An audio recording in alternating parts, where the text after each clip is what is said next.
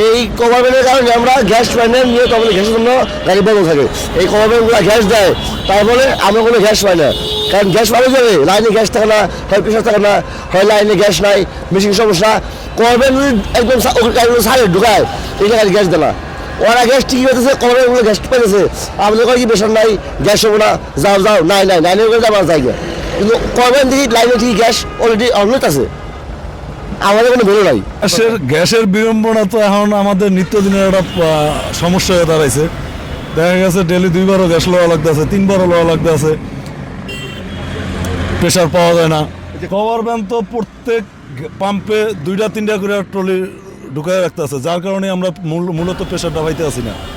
দেখান আমাদের গ্যাসে ঢুকে 1500, ওরা আপনি 1500 টাকা বেচবো না, লাখ লাখ লাখ লাখ টাকা কোনটা বেচবো না, লাখ লাখ বেছে 1500 টাকা নাই থাকে। আমি তাই করি, যেন পাই নেই, যে না পাই সে না নেই, মানে আমার মানে এস্টিমেট নাই, কোনো মূল্য নাই, কোনো মূল্য নাই। গ্যাসের কথা বলি না, গ্যাস ওই খালি বড় গাড়ির দেয়, আমরা পাই না। প্রত্যেকটা পাম্পে বড় গাড়ি সিরিয়ালে লাগা থাকে, ওটাতে তো দিলে আমাদের গ্যাস ঢুকে না। আমরা প্রেশার পাই 70-80, হাইস আমাদের গ্যাস ঢুকে 300-400-500 এর বেশি না। এদের কাছে আপনারা বলেন না আপনাদের কষ্টটুকু, বললেও লাভ নাই। তোমার উত্তর কি দেয়? কাজ এমনি আছে, নিলে নেও না নিলে যাও, নিলে নেও না নিলে যাও। বড় গাড়ি তো ওরা